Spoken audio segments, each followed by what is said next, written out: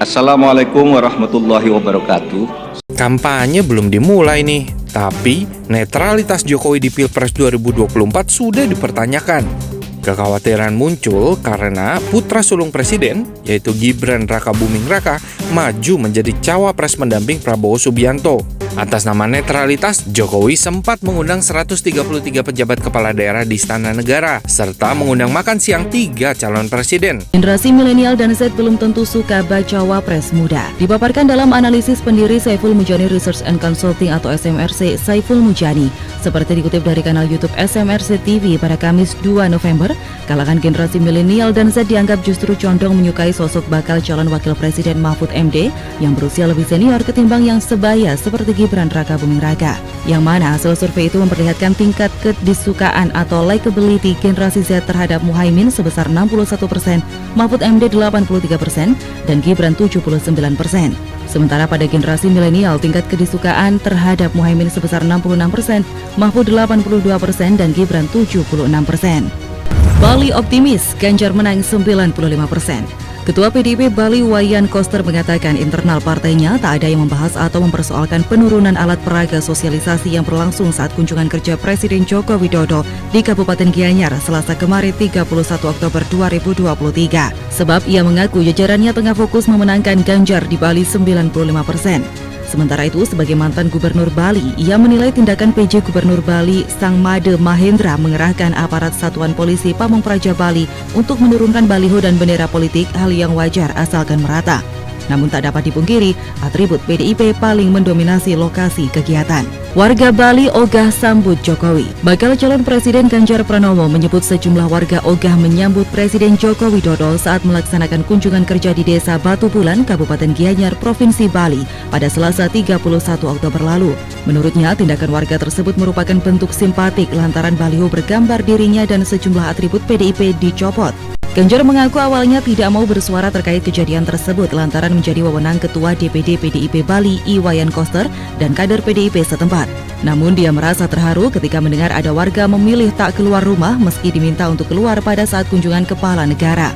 Secara terpisah, Inyuman Parta, anggota Komisi 6 DPR RI Dapil Bali yang merupakan kader PDIP asal Gianyar, membenarkan adanya warga yang tidak mau keluar rumah menyambut kedatangan Presiden Jokowi saat itu. Namun dia tidak mengetahui secara pasti alasan sejumlah warga tersebut enggan menyambut Jokowi seperti biasanya. Dan mereka-mereka yang sayang ini menitipkan pesan untuk Bapak Presiden bisa menjaga netralitas, menegaskan kepada seluruh aparat untuk menjaga netralitas di dalam Pilpres pemilu. Yuk kita jaga bersama-sama pemilu ini damai, para aparaturnya betul-betul imparsial, semua bisa berjalan dengan fair dan kita bisa saling menjaga. Ya, kita semua ingin pemilu yang baik, yang lancar, ya, yang jangan ada. Saya kira kita menuju ke sana semuanya. Kita berharap seperti itu semua. Rakyat berharap, ya. Dan juga saya minta jangan sampai memihak. Itu dilihat tuh, hati-hati. Mudah sekali kelihatan Bapak Ibu memihak atau enggak. Krik, enggak. Dan juga pastikan ASN itu netral. Tapi, walaupun sudah menjamu mereka, netralitas Jokowi masih dipertanyakan sejumlah pihak. Mereka menilai Jokowi justru sedang mengirim pesan khusus untuk para capres yang diundangnya. Itu saya melihat justru itu sikap Pak Jokowi bagus juga warning buat Ganjar dengan Pak Anies. Siap-siap, apalagi di pertemuan di istana. Beliau punya perangkat jelas. Kemarin pertemuan kepala daerah semua kalau tidak salah di istana sebelum pertemuan itu kan. Itu ada sinyal bahwa akan kekuatan besar ini kamu akan hadapi kekuatan besar kan kira-kira begitu. Jangan sekedar gimmick, pertunjukan politik dan normatif, tapi harus diikuti dengan komitmen yang bisa ditagih, bisa dicek, bisa dikoreksi. Netralitas Jokowi di Pilpres memang belum bisa dipastikan, tapi restu dan doa Jokowi untuk Gibran adalah hal yang pasti. Jadi, mungkin nggak sih Jokowi netral di Pilpres? Nah, tentu kita semua berharap bahwa pemilu ini bukan sekedar ritual 5 tahunan. Tetapi pemilu itu adalah bagian dari proses demokrasi yang bisa melahirkan kepemimpinan yang legitimate, maka pemilunya bukan sekedar jujur dan adil, tapi juga jujur, adil, dan terpercaya, agar hasil dari pemilu bisa dipercaya masyarakat dan legitimasi kepemimpinan yang terpilih dari hasil pemilu tersebut bisa diakui oleh masyarakat. Nah, terkait dengan netralitas, kita mau pemimpin itu adalah satunya kata dan perbuatan. Kalau katanya netral, ya harus netral perbuatannya. Jangan nggak netral. Tapi kemarin, baru berapa hari, kita lihat ada peristiwa di Bali, di mana atribut baliho yang ada Pak Ganjar dan Prof Mahfud, serta atribut PDI Perjuangan, ketika Presiden datang, diturunin tuh. Yang lain, atribut lain, aman-aman aja. Atribut partai lain aman-aman aja. Bang, tahan dulu sampai di situ, kita akan simak dulu pernyataan dari Presiden Joko Widodo. Ini perlu saya sampaikan bahwa pemerintah daerah, pemerintah provinsi, pemerintah kabupaten, pemerintah kota, pemerintah pusat, semua harus netral. ASN semua harus netral, TNI semua harus netral, Polri semua harus netral. Oleh sebab itu, pemindahan beberapa atribut partai-partai itu mestinya pemerintah kabupaten dan kota serta provinsi minta izin kepada pengurus partai di daerah, berkomunikasi dengan pengurus partai di daerah.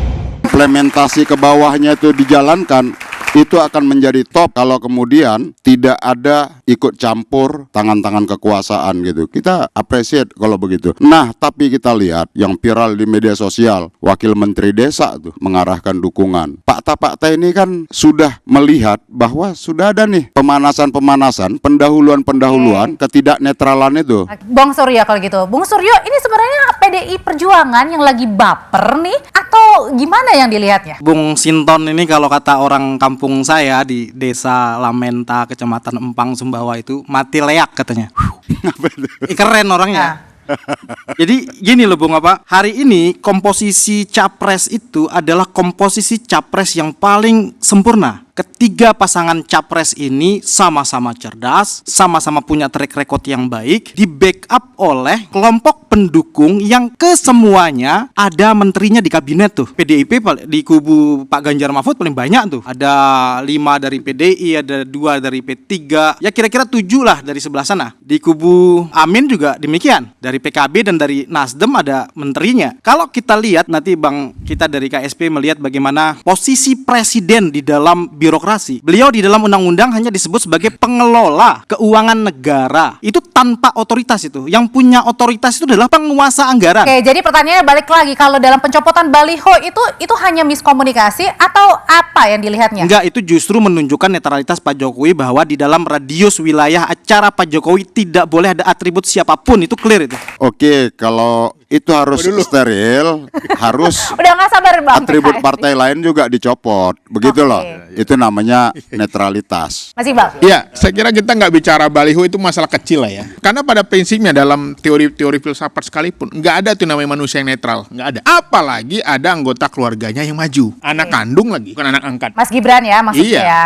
Dan tentu saja sudah pasti ada kecenderungan dan ditambah lagi dengan indikator-indikator pergantian panglima, pergantian kasat mau pergantian panglima, pergantian beberapa menteri, mengumpulkan pejabat kepala daerah yang itu memang benar-benar bukan dipilih rakyat tapi ditunjuk. Ini tentu saja membuat rakyat akan semakin khawatir dengan kualitas demokrasi kita. Sekarang indeks kualitas demokrasi kita sangat menurun. Kenapa? Karena tadi banyak sekali aturan-aturan yang dilanggar, banyak sekali tata kelola kenegaraan yang tidak bisa dijalankan dengan baik. Kami tentu saja mengkhawatirkan sekali. Makanya Pak Anies ketika diundang Pak Jokowi, dia ngomong langsung, netralitas presiden itu yang ditunggu. Kenapa? Karena rakyat sekarang sudah muak dengan berbagai perilaku-perilaku yang menjurus kepada kembali berkuasanya kolusi-kolusi dan nepotisme. Jadinya nggak yakin kalau misalnya Pak Jokowi akan netral? Nggak mungkin lah, nggak mungkin itu. Bohong itu kalau mengaku netral. Itu hanya bagian dari gimmick-gimmick aja. Netralitas itu kalau kita lihat secara bahasa ya, itu antonimnya itu adalah subjektif. Dia memihak. semua orang menyadari ada kemungkinan netralitas itu di-abuse. Untuk itulah kemudian kita membuat lembaga pengawas. Hadirnya Bawaslu, hadirnya DKPP, itu untuk menunjukkan bahwa kita waspada dengan netralitas. Cuma dalam kesadaran bahwa ada kemungkinan permainan dicurangi, kemudian alamat kecurangan itu hanya dialamatkan kepada Pak Jokowi sebagai kepala negara, itu ngawur. Di kubu Amin ada menteri desa yang berkuasa penuh dan luar biasa terhadap 35.000 orang pendamping desa dengan anggaran 2 triliun per tahun gaji mereka itu. Besar kemungkinan digunakan oleh kekuatan Amin. Ketiga pasangan calon ini berpotensi melakukan kecurangan. Rakyat buatkan Tetapi dalam pengawasan. teorinya Itu. orang yang paling indikatornya memiliki kecenderungan kekurangan, orang yang paling berkuasa, orang yang nomor 1. Yang punya ketacingan struktural dong. Semisal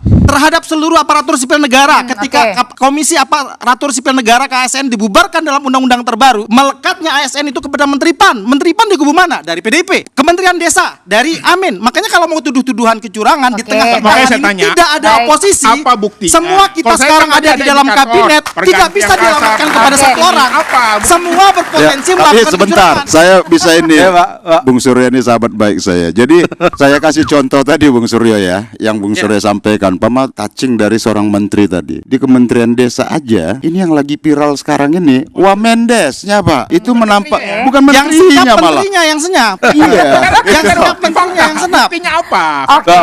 Oke, ini Punya potensi melakukan kecurangan jangan dialamatkan kepada satu orang. Sekarang kita harus berada pada satu kesadaran yang sama. Kita perkuat Partai Gelora itu berkepentingan agar pemilu netral, agar kita masuk ke parliamentary threshold kita. Semua orang berkepentingan dengan netralitas. Tapi jika alamat kecurangan dialamatkan kepada satu orang di tengah semuanya hari ini ada di dalam kekuasaan, itu absurd itu. Saya senang dengan perdebatan ini karena sebenarnya ini kan spiritnya kita semuanya ingin menyaksikan pesta demokrasi ini yang fair, yang jujur, yang adil, yang bermartabat itu, di mana semua orang punya kesempatan yang sama, ada fairness di situ. Dan sebenarnya kan kita proses ini kita ingin memastikan bahwa ritual demokrasi yang kita lakukan setiap 5 tahun ini bukan hanya sebagai ritual 5 tahunan, tetapi ini seperti yang tadi disampaikan, ini harus bisa menaikkan kualitas demokrasi kita. Makanya kita semuanya punya kepentingan untuk memastikan proses pemilu ini berjalan dengan baik. Dan kami di kantor staf presiden kami mengamati secara serius perkembangan ini, termasuk bagaimana respon publik terhadap apa yang disampaikan oleh Bapak Presiden terkait dengan netralitas ini. Dan kami sudah mendapatkan arahan dari pimpinan bahwa apa yang diarahkan oleh Presiden untuk memastikan netralitas ini akan kami tindak lanjuti dengan langkah-langkah yang lebih serius untuk memastikan unit-unit kerja yang memang mempunyai fungsi untuk melakukan pengawasan terutama terkait dengan ASN, dengan TNI, Polri itu bisa bekerja dengan maksimal. Termasuk dengan kemarin ini mengumpulkan PJ gubernur itu? Ya, kalau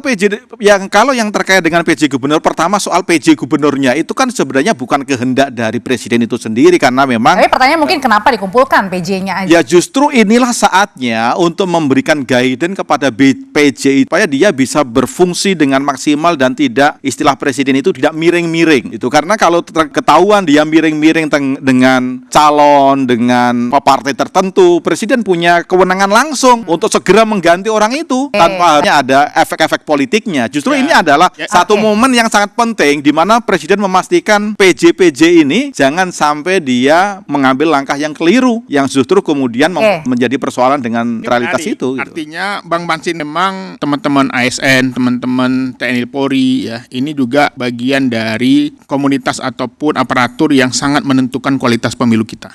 Kadang-kadang instruksi itu mereka juga kadang punya hati nurani juga. Wah, gue nggak enak nih disuruh, tapi gimana ya? Karena kita ingin melihat fakta-fakta aja lah. Karena PJ gubernur dan kepala daerah sekarang itu mereka ditunjuk, bisa diganti kapan saja. Siapa yang tanda tangan? Presiden, bukan menteri, bukan partai politik. Dan ini tentu saja memberi peluang di mana mereka bisa menyalahgunakan kekuasaan itu lebih luas. Beda kalau kepala daerahnya dipilih oleh rakyat. Mereka tentu saja punya independensi. Tetapi kali ini sampai September 2024 kepala daerah itu adalah orang yang ditunjuk. Dan itu tentu saja potensi untuk melakukan menyalahgunakan abuse of power yang sangat besar. Yang kedua, ya tadi misalnya contoh pergantian menteri, pergantian kasat dan atau panglima sebentar lagi. Yang itu juga dipilih orang-orang dekat Pak Jokowi. Yang ini tentu saja juga terindikasi. Kita indikasi nyata-nyata aja, yang terlihat ya, yang terlihat. Belum lagi nggak terlihat, apalagi ada aparat intelijen, ada lagi yang di backstage lah. Ini tentu saja menjadi salah satu keprihatinan kami. Tetapi kami yakin sebagai manusia Pak Jokowi ini tentu saja masih punya nilai-nilai etika. Beliau bisa berubah, bisa tetap netral, tapi dengan kontrol masyarakat.